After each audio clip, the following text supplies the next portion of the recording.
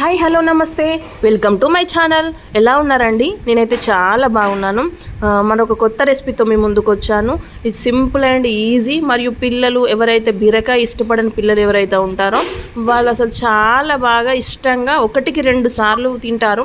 అంత బాగా ఉంటుంది టేస్ట్. అయితే ఒక్కసారి ఈ రెసిపీ చూసేయండి.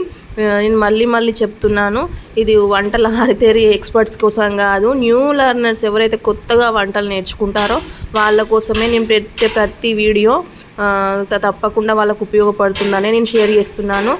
మీకు కనుక నచ్చినట్టయితే లైక్ చేయండి, షేర్ చేయండి, సబ్స్క్రైబ్ చేసుకోండి, కామెంట్ చేయడం మాత్రం మర్చిపోవద్దు. ముందుగా మనం ఒక కడాయి తీసేసుకొని ఫస్ట్ పప్పుని మనం 1-2 గంటల ముందు నానబెట్టేసుకోవాలి. వీలుంటే ఓవర్ నైట్ నానబెట్టేసుకున్నా ఏం కాదు.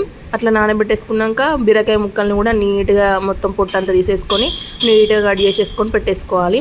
తర్వాత కొంచెం కడాయిలో ఆయిల్ వేసేసుకొని అందులో పోపు దినుసులు వేసుకున్న తర్వాత ఉల్లిగడ్డ, పచ్చిమిర్చి, కరివేపాకు అవన్నీ వేసుకొని వేగాక కొంచెం పసుపు వేసి అది కూడా వేగిన తర్వాత ఈ పప్పు మనం ఏదైతే నానబెట్టేసుకున్నామో ఆ పప్పును వేసి వేగనివ్వాలి. తర్వాత అందులోనే బీరకాయ ముక్కలు కూడా వేసి మంచిగా మగ్గనివ్వాలి. మనకు పప్పులో ఏంటి అంటే పప్పును ఫస్ట్ ముందుగా కడిగేసుకున్న తర్వాత నానబెట్టుకోవాలి. అప్పుడు అందులో ఉన్న వాటర్ని కూడా మనం పడేయాల్సిన అవసరం లేదు, ఇందులోనే వేసేసుకొని యూజ్ చేసుకోవచ్చు.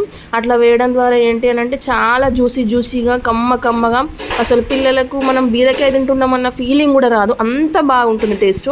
అట్లా వేసేసుకొని మంచిగా మగ్గనివ్వాలి. అట్లా మొత్తం మగ్గిన తర్వాత అందులో కారం, ఉప్పు రుచికి సరిపడా మీరు ఎట్లా ఎంత అయితే అంత. మా పిల్లలు అయితే కొంచెం తక్కువగానే తింటాను, అందుకోసమనే నేను ఏ కర్రీలో అయినా కొంచెం కారం అనేది తక్కువగానే యూజ్ చేస్తాను.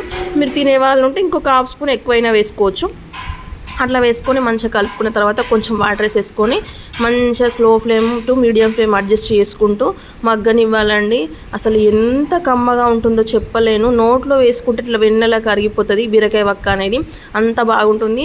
అసలు మా స్టైలీ పాపకి అయితే బీరకాయ కర్రీ అంటే ఇష్టమే ఉండదు. అట్లాంటిది ఆమె ఈ కర్రీని 1-2 సార్లు వేసుకొని తినేదంటే అర్థం చేసుకోండి ఆ కర్రీ ఒక టేస్ట్ ఏంటి అనేది. ఒక్కసారి ట్రై చేయండి ఫ్రెండ్స్. అలాగే నాకు ఎలా ఉంది టేస్ట్ అనేది కూడా కామెంట్ చేయండి తప్పకుండా. Okay friends, thank you so much for watching నా వీడియో. చాలా బాగా సపోర్ట్ చేస్తున్నారు, ఇక ముందు కూడా ఇలాగే సపోర్ట్ చేస్తారని కోరుకుంటాను. లైక్ చేయడం మాత్రం మర్చిపోవద్దు. బాయ్ అండి, బాయ్.